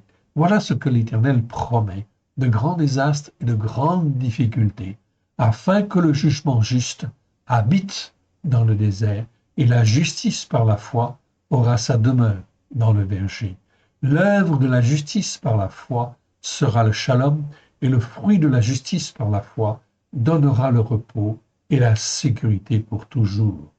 Okay? Mon peuple demeurera dans le séjour du shalom, dans des tabernacles sûrs, dans des lieux de repos fort paisibles. C'est donc très important de bien comprendre ça. Nous sommes dans Ésaïe chapitre 32, verset 16. Le verset suivant qui nous intéresse, c'est en fin de compte Ésaïe chapitre 33, verset 5. Mais ça, on l'a vu la fois dernière, je ne le fais que le relire. L'Éternel est élevé car il habite en haut. Il remplit de Sion de jugements justes et de justice par la foi. On retrouve les deux mots. Tes jours seront en sûreté, la sagesse et la connaissance sont une source de délivrance. La crainte de l'Éternel, c'est là le trésor de Sion. Je parle bien ici de Sion. Nous faisons partie, nous avons été rachetés par le sang de l'agneau, non pas pour appartenir à la montagne catholique, non pas pour appartenir à la montagne protestante, une quelconque montagne protestante, non pas pour appartenir à une quelconque montagne évangélique ou quelque autre dénomination, montagne orthodoxe ou autre, non. Nous sommes rachetés pour en fait faire partie de la montagne de Sion, de la montagne de la justice de Dieu. Voilà pourquoi nous devons apprendre à marcher par la foi, au-delà des contingences de ce monde et au-delà des règles de ce monde, oui bien sûr. Tes jours seront en sûreté, la sagesse et la connaissance sont une source de délivrance, la crainte de l'Éternel, c'est là le trésor de Sion. Il faut donc que tu apprennes à marcher dans, en fait ici, la crainte de l'Éternel. La crainte de l'Éternel, cela s'apprend en fait ici, bien sûr. Ça apprend à respecter en fait l'Éternel, à faire ce qu'il demande quand il le demande, là en fait où il le veut. Ça, c'était Ésaïe, chapitre 33, verset 5. Nous continuons en fait ici dans Ésaïe et nous allons en fin de compte maintenant un peu plus loin. Nous allons dans Ésaïe, chapitre 54, verset 17. Chapitre 54, verset 17. Le Seigneur dit ici, « Toute arme forgée contre toi sera sans effet, et toute langue qui s'élèvera en jugement, donc ici c'est pas justice, c'est en jugement, mishpat, contre toi, tu la condamneras. Tu pourras la condamner parce que tu sais, en fait ici, que ce jugement, en fin de compte ici, qui est donné, qui est prononcé, est faux, n'est pas posé sur la Torah, les prophètes et les psaumes, à la gloire de l'Éternel. Toute arme forgée contre toi sera sans effet, et toute langue qui s'élèvera en jugement contre toi, tu la condamneras. Tel est l'héritage des serviteurs de l'Éternel. Telle est la justice par la foi qui leur viendra de moi. Déclaration de l'Éternel. Mon frère, ma sœur, c'est quand même en fin de compte ici extrêmement clair, en fait ici, ce que l'Éternel Dieu veut faire. C'est Dieu qui fait toutes choses. Verset 11. Malheureuse, battue de la tempête, que nul ne console, voici, je garnirai tes pierres d'antimoine, et je te donnerai des fondements de saphir. Je ferai tes créneaux de rubis, tes portes d'escarboucles, et toute ton enceinte de pierres précieuses. Tous tes fils seront disciples de l'Éternel, et grande sera la prospérité de tes fils.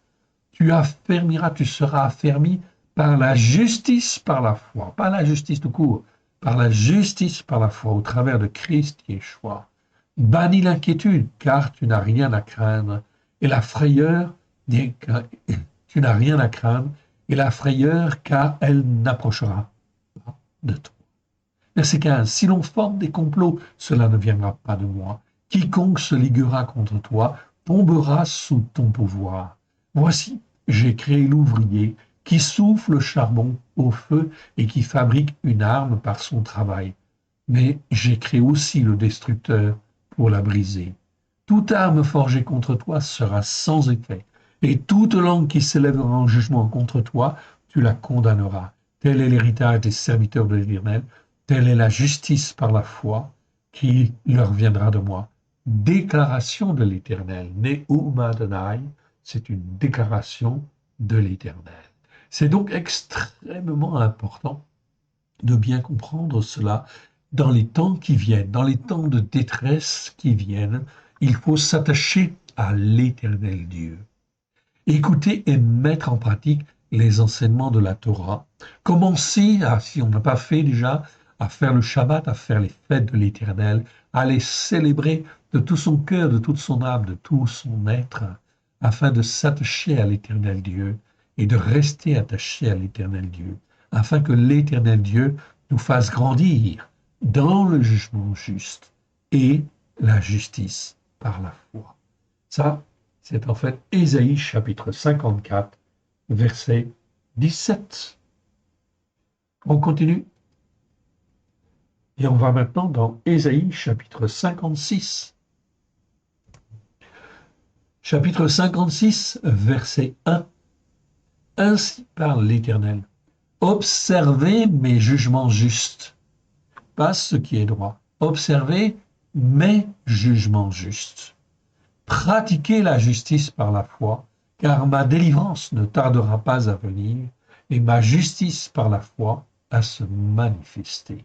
C'est donc ces paroles prophétiques, en fait ici, de Yeshayahu, sont extrêmement claires. Okay. Et on ne peut pas douter au travers de Yeshua ce que l'Éternel Dieu est en train de faire. Voilà pourquoi il nous appelle. Il nous appelle à nous bouger, à être dans un jugement juste et selon la justice par la foi. Verset 2. Heureux l'homme mortel qui fait cela, et le fils d'Adam qui y demeure ferme, gardant le Shabbat pour ne point le profaner, et veillant sur sa main pour ne commettre aucun mal. Car le fils de l'étranger idolâtre n'est rare, qui s'attache à l'Éternel, que le fils de l'étranger idolâtre qui s'attache à l'Éternel ne dise pas « l'Éternel me séparera de son peuple » et que l'eunuque ne dise pas « voici je suis un arbre sec ». Donc même si un étranger était hier idolâtre et qui en fait ici se repent et veut s'attacher à l'Éternel, celui-là même, le Seigneur le garde et va le garder, va le garder, Il n'a pas besoin de dire l'Éternel me séparera de son peuple, non. Et que l'eunuque ne dise pas voici je suis un arbre sec. L'Éternel Dieu garde. Car, verset 4, ainsi parle l'Éternel, aux eunuques qui garderont mes Shabbats, qui choisiront ce qui m'est agréable et qui persévéreront dans mon alliance, je donnerai dans ma maison et dans mes murs une place et un nom préférable à des fils et à des filles. Je leur donnerai un nom éternel qui ne périra pas. Donc même les étrangers idolâtres sont acceptés, oui bien sûr, dès lors qu'ils se repentent. Verset 6. Et les fils des étrangers idolâtres, ici c'est Nérar. Je vous ai dit que pour étranger, vous aviez trois mots. Vous avez guerre pour dire étranger, qui n'est pas un étranger idolâtre. Vous avez Nérar, c'est toujours un étranger idolâtre. Et en fait, vous avez Zour, en fait ici, ça c'est l'étranger méchant ou hostile. Donc les Zour, on les laisse de côté, et on ne les fréquente pas, jamais. Mais en fait ici, l'Éternel Dieu dit, si jamais un étranger idolâtre, qui hier était idolâtre, et qui maintenant veut s'attacher à l'Éternel, à ce moment-là, tu dois l'accepter, et non seulement tu dois l'accepter, mais tu dois lui montrer le chemin, et le considérer en fait comme un frère. Et les fils des étrangers idolâtres qui s'attacheront à l'Éternel pour le servir, pour aimer le nom de l'Éternel, pour être ses serviteurs, tous ceux qui garderont le Shabbat, c'est un critère, pour ne point le profaner, et qui persévéreront dans mon alliance, je les amènerai, verset 7, je les amènerai sur la montagne de ma sainteté, sur la montagne de Sion, sur la montagne spirituelle de Dieu. Je les amènerai sur la montagne de ma sainteté, je les réjouirai dans ma maison de prière, leurs sacrifices d'élévation, leurs offrandes seront agréées sur mon autel, car ma maison sera appelée une maison de prière pour tous les peuples. Déclaration de l'Éternel, déclaration de mon Adonai, l'Éternel, lui qui rassemble les exilés d'Israël.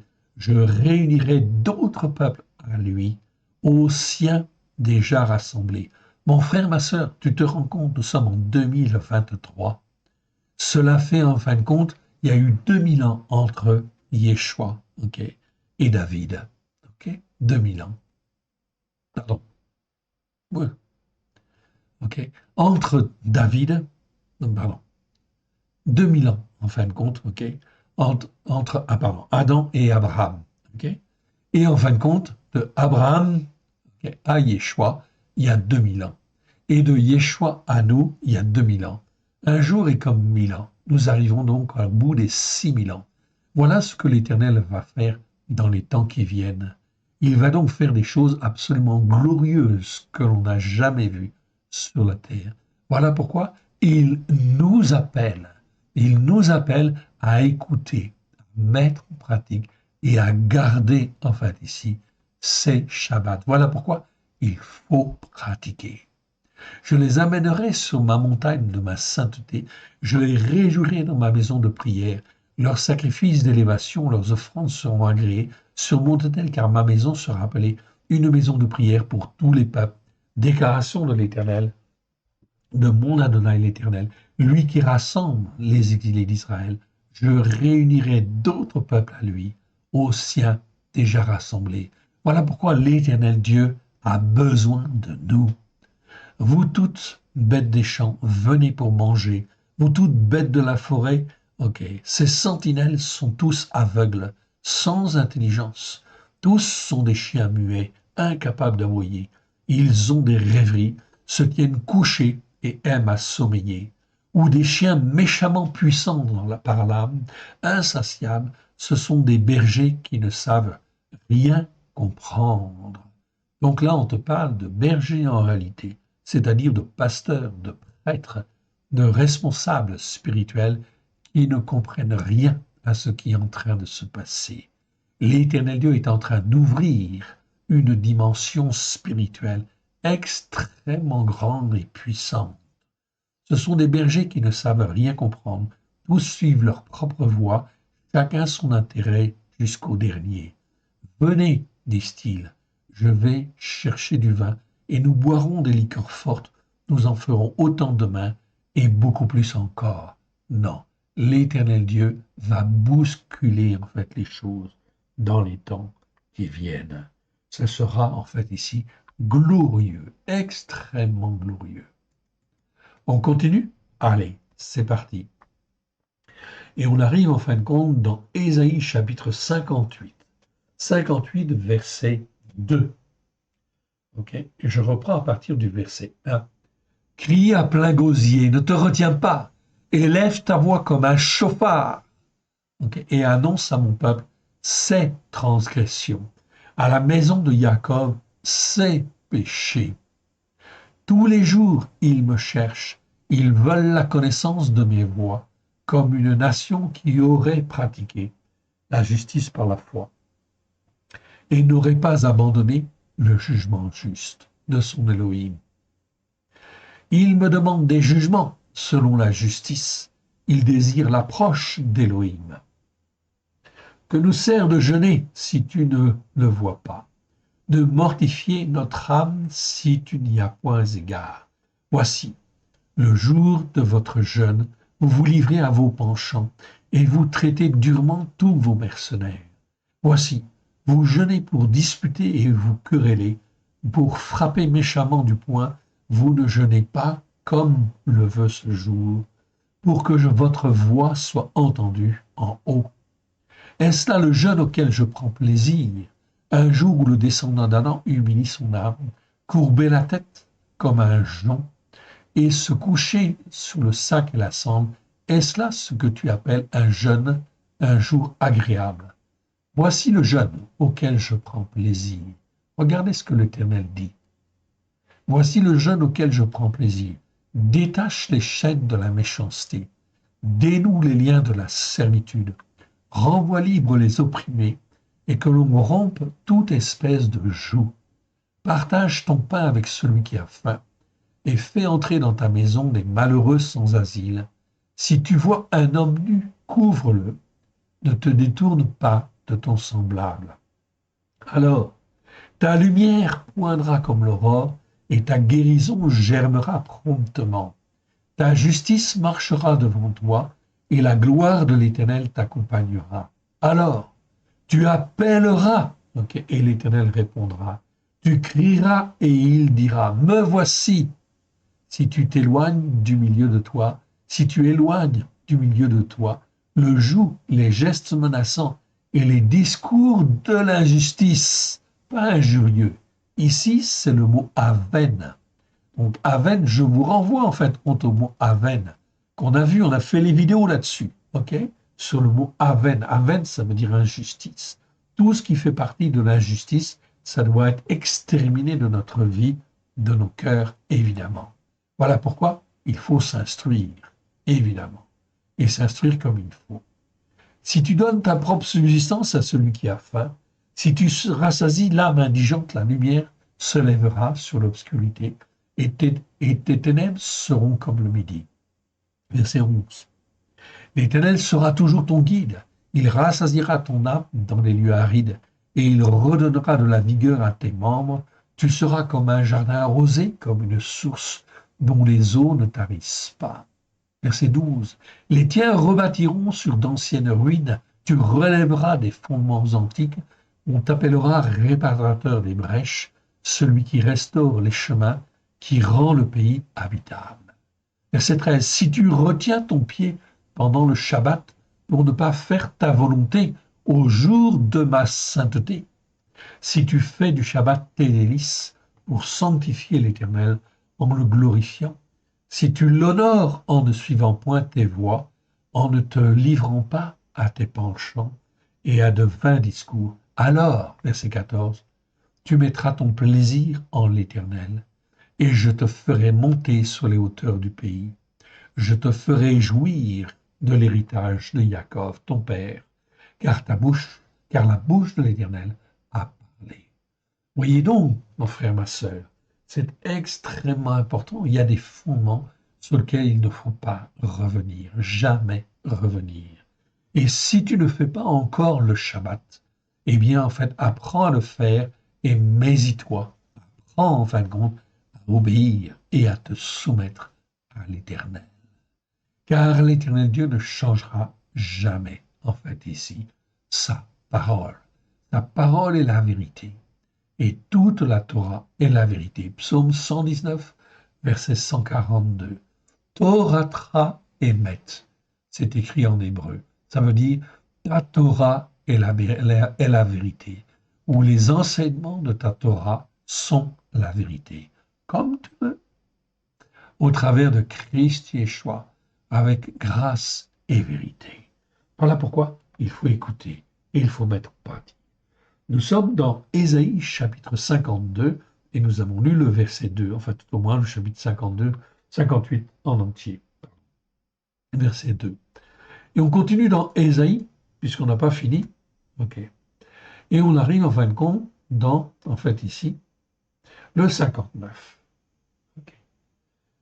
Ésaïe chapitre 59. Et on terminera sur ce chapitre-là, en fait, pour aujourd'hui. Ésaïe, chapitre 59. Non, la main de l'Éternel n'est pas trop courte pour sauver, et son oreille trop dure pour entendre. Mais ce sont vos iniquités. Donc, dès lors qu'on n'entend pas le Seigneur, qu'on n'écoute pas et qu'on ne met pas en pratique, cela veut dire qu'il y a de l'iniquité dans nos cœurs. Des choses, en fait, qui nous empêchent, en fin de compte, de voir clairement, en fait, ici, la parole de Dieu. La parole de Dieu, elle ne change pas. Elle est la vérité, bien sûr. Et tout ce qu'elle dit est la vérité. Si je n'accepte pas la parole de Dieu telle qu'elle est, avec grâce et vérité, alors j'ai un problème. Ça veut dire que de l'iniquité pèse sur moi. Et si, en fin de compte, j'ai été sans la Torah, sans les enseignements de la Torah, automatiquement, je suis dans l'iniquité. Cela veut dire que je n'ai pas un jugement juste et je ne peux pas avoir un jugement juste. C'est impossible. Voilà pourquoi il faut demander pardon en fait à Dieu. Ce sont vos iniquités qui mettent une séparation entre vous et votre Elohim. Ce sont vos péchés qui vous cachent sa face et l'empêchent de vous écouter. Car vos mains sont souillées de sang et vos doigts d'iniquité. Okay, là, c'est bien le mot iniquité, hein, okay, et c'est traduit dans la version, en fait, ici, second, le mot, en fait, iniquité, ici, est traduit par crime. Non, ce n'est pas les crimes, c'est les iniquités. C'est-à-dire tout ce qui n'est pas conforme à la Torah, aux prophètes et aux psaumes, avec grâce et vérité. En fait, ici, on est dans le péché, les transgressions ou les iniquités. Ce sont vos iniquités et si vous n'écoutez pas ou vous n'entendez pas bien, ça veut dire qu'il y a de l'iniquité encore dans vos cœurs et dans vos vies. Mais ce sont vos iniquités qui mettent une séparation entre vous et votre Elohim. Ce sont vos péchés qui vous cachent sa face et l'empêchent de vous écouter. Car vos mains sont souillées de sang et vos doigts d'iniquité. C'est pas crime, hein? Non, non, non, non. Dans la version seconde, c'est traduit par crime. Non, non, non, non. C'est pas crime, parce qu'un croyant, en fin de compte, il va dire non, j'ai pas fait de crime. Non, non. Ici, ce sont vos iniquités. Car vos mains sont souillées de sang et vos doigts d'iniquité. Ici, c'est bien le mot avon, en fait, ici. Je vous le montre. Ok, c'est avon 230 fois dans 213 versets. Ok, ce n'est pas le mot, en fin de compte, ici, crime. C'est le mot iniquité. Ce sont les iniquités qui empêchent, en fait, de voir, en fait, ici. Vos lèvres profèrent le mensonge. Votre langue fait entendre, ok, l'iniquité. Ah, regardez ce mot-là. Je vous l'agrandis pour que vous puissiez bien le mémoriser. On a fait déjà les vidéos sur ce mot avla. Avla 26 fois dans 25 versets. Ok, c'est traduit par iniquité ici. Non, là on est déjà dans l'iniquité. C'est plus l'iniquité toute simple. C'est l'iniquité remplie d'hypocrisie et de duplicité. Tout simplement parce que le croyant, il a perduré en fin de compte dans l'iniquité. Et son iniquité s'est déjà pervertie par en fait la velle et s'est pervertie par l'avla, c'est-à-dire qu'elle est remplie d'hypocrisie et de duplicité. Et d'une duplicité qui perdure en fait ici. Résultat des courses, le croyant est en train de s'enfoncer, de s'endurcir dans son cœur, et il s'en va vers, en fait ici, l'injustice, irrémédiablement vers l'injustice. Je vous renvoie aux enseignements que nous avons déjà faits. Okay, vous pouvez donc, en fait, vérifier, en fait, tous les versets. Donc ici, on est dans l'avla, c'est-à-dire l'iniquité remplie d'hypocrisie et de duplicité, et qui perdure dans le temps. Ce n'est plus l'iniquité tout court. Verset 4. Nul ne se plaint avec justice. Nul ne plaide selon la foi, en fait, ici. C'est pas la droiture, hein, dans la seconde, c'est traduit par droiture. Non, on parle là de foi. Ils s'appuient sur des choses vaines et disent des faussetés. Ils conçoivent la souffrance et enfantent l'injustice. Ils enfantent ici l'injustice. Ok, c'est pas le crime en fait ici. C'est traduit dans la version seconde par crime. Non, ils enfantent en fait ici l'injustice. Ok, la veine.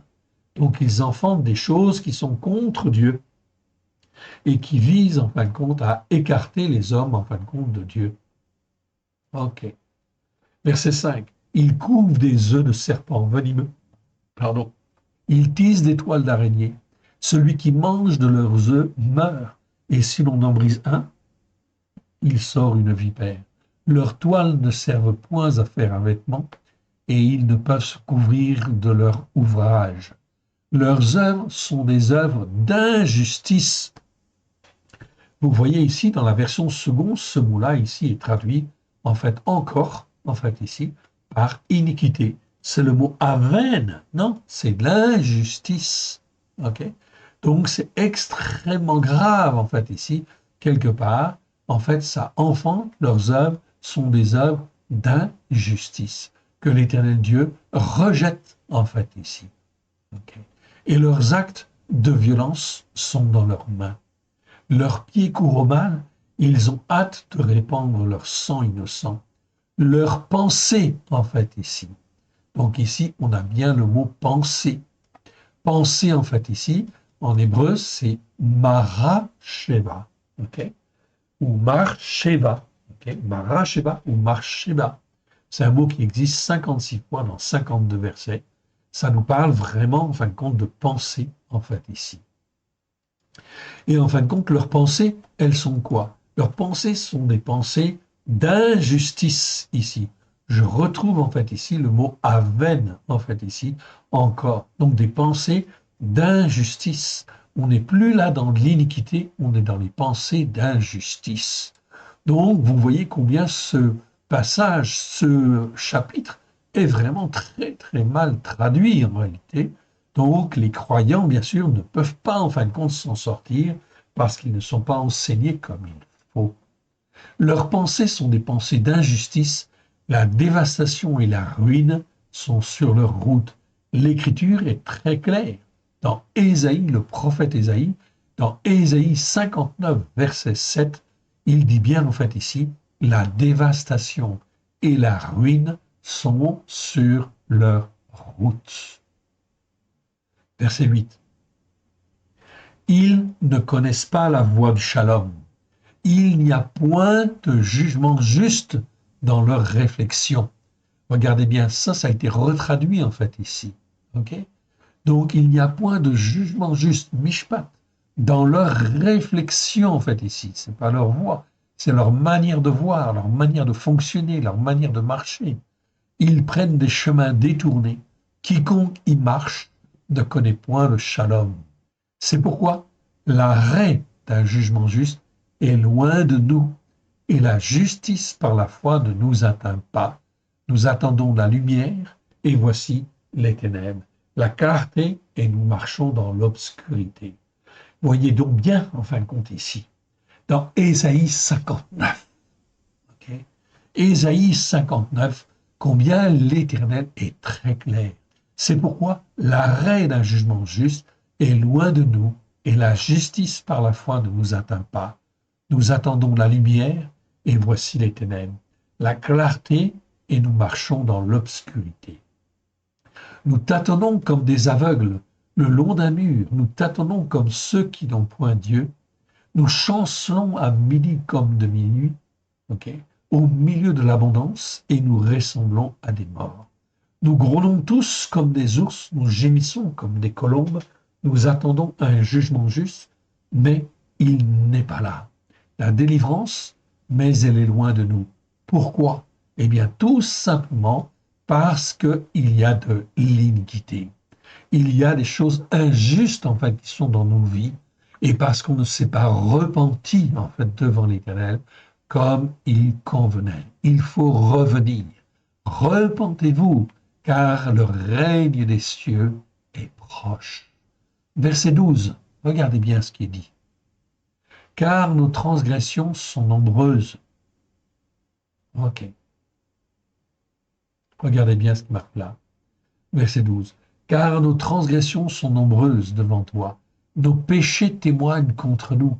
Nos transgressions sont avec nous et nous connaissons nos iniquités. Ici, c'est pas nos crimes, hein, okay? C'est bien marqué en fait iniquité ici. Ce sont en fait avon en fait ici. Ce sont les iniquités. C'est les péchés, les transgressions et les iniquités qui nous font en fait mourir spirituellement. Voilà pourquoi il faut se débarrasser de tous nos péchés, de toutes nos transgressions, tout ce qui est transgression par rapport à la parole de Dieu. Et en fin de compte ici, de nous débarrasser de toutes les iniquités. Oui, bien sûr. C'est-à-dire l'absence des enseignements de la Torah dans nos cœurs et dans nos vies. Ok. Verset 13. Nous avons été coupables et infidèles envers l'Éternel. Nous avons abandonné notre Élohim. Nous avons parlé d'extorsion et de révolte, conçu et médité dans le cœur des paroles de mensonge. Verset 14. Regardez bien. Verset 14. Aussi, c'est retirer le jugement juste. Ok? C'est pas la délivrance ici, c'est mishpat en fait ici le mot. Ok? Donc ici, c'est retirer le jugement juste. Vous pouvez vérifier dans vos Bibles. Ok? Elles sont mal traduites. Ok? Ici, c'est le jugement juste. Aussi, c'est retirer le jugement juste et la justice par la foi. Ok? Se tient éloigné. En effet, la vérité trébuche sur la place publique et le fait d'être droit ne peut approcher. Donc l'Éternel est très clair, il dit tout, mais les traductions en fin de compte ici sont faussées. Ok. Donc voilà pourquoi il faut revenir à l'Éternel d'une manière certaine. Verset 15, la vérité a disparu, celui qui s'éloigne du mal est dépouillé. L'Éternel voit d'un regard indigné qu'il n'y a plus de jugement juste.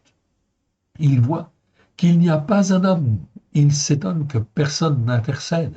Alors son bras lui vient en aide et sa justice par la foi lui sert d'appui. Verset 17. Il se revêt de la justice par la foi, comme d'une cuirasse, et il met sur sa tête le casque de la délivrance. Il prend la vengeance pour vêtement et se couvre de la jalousie comme d'un manteau. Verset 18. Il rendra à chacun selon ses œuvres, la fureur à ses oppresseurs, la pareille à ses ennemis, il rendra la pareille aux îles. Verset 19. On craindra le nom de l'Éternel depuis l'Occident et sa gloire depuis le soleil levant. Quand l'oppresseur viendra comme un fleuve, l'Esprit de l'Éternel le mettra en fuite. Verset 20. Un Rédempteur viendra pour Sion, pour ceux de Jacob qui se convertiront de leur transgression. Déclaration de l'Éternel. La chose est très claire. Un Rédempteur viendra pour Sion, pour ceux de Jacob qui se convertiront de leur transgression. Voici mon alliance avec eux, dit l'Éternel, mon esprit qui reposera sur toi et mes paroles que j'ai mises dans ta bouche ne se retireront point de ta bouche, ni de la bouche de tes enfants, ni de la bouche des enfants de tes enfants, dit l'Éternel, dès maintenant et à jamais. L'Éternel promet, en fait, ici, ok, qu'il va garder, en fait, ici, ses enfants. Avec ce verset, nous terminons effectivement, en fait, ici, cet enseignement dans Ésaïe. La fois prochaine, nous commencerons en fin de compte avec Jérémie. C'est donc extrêmement important de bien comprendre ce que l'Éternel, en fait, ici, annonce. Ce que l'Éternel annonce, de graves choses, en fait, vont venir. Ok? Il va y avoir beaucoup de détresse, mais l'Éternel Dieu sonde les cœurs, sonde les reins. Revenez à lui, écoutez et mettez en pratique la Torah, les prophètes et les psaumes, avec grâce et vérité, au travers de Yeshua HaMashiach. Par la puissance de l'Esprit de Dieu, revenez, repentez-vous, car le règne de Dieu est proche. Nous sommes là dans des temps plus avancés qu'on ne pense, en fait, ici, quelque part. Ici, la détresse va venir. Et elle est déjà là, en fait, ici, quelque part. Et elle va bousculer les uns, bousculer les autres. Repentez-vous, car le règne de Dieu est proche. L'Éternel Dieu attend de la repentance, attend que l'on écoute et que l'on mette en pratique les enseignements de sa Torah, des prophètes et des psaumes, à la lumière de Yeshua. Voilà donc qui est très important. Remettons, si vous le voulez bien, ces quelques instants à l'Éternel Dieu. Père très saint, nous te rendons grâce dans le précieux nom de Yeshua. Merci. Merci pour ta parole qui est la vérité. Et tends ta main bienfaisante. Oui, Seigneur. Merci pour ces paroles que tu nous as données aujourd'hui. Que tout ce qui n'est pas de toi dans le nom de Yeshua s'en aille dans les lieux arides. Que ce qui est de toi, sa voix de grâce et de vérité, et que par la puissance de ton esprit, tu fasses un chemin afin que cela puisse toucher chacun de nos cœurs à la gloire de ton Saint-Nom. et que cette parole puisse produire dans nos cœurs les racines que toi tu veux à la gloire de ton Saint-Nom, et que notre foi puisse être renouvelée, Seigneur, dans l'espérance que toi tu veux à la gloire de ton Saint-Nom. Que toute iniquité, transgression et péché s'en aille de nos cœurs, de nos vies, à la gloire de ton Saint-Nom. Pardon, Seigneur, pour ce que nous n'avons pas compris. Pardon pour nos péchés, pardon pour nos transgressions, pardon pour nos iniquités. Aide-nous, mon Dieu, mon Père, à te faire plaisir. Nous voici, Seigneur. Parle, ton serviteur, ta servante, écoute.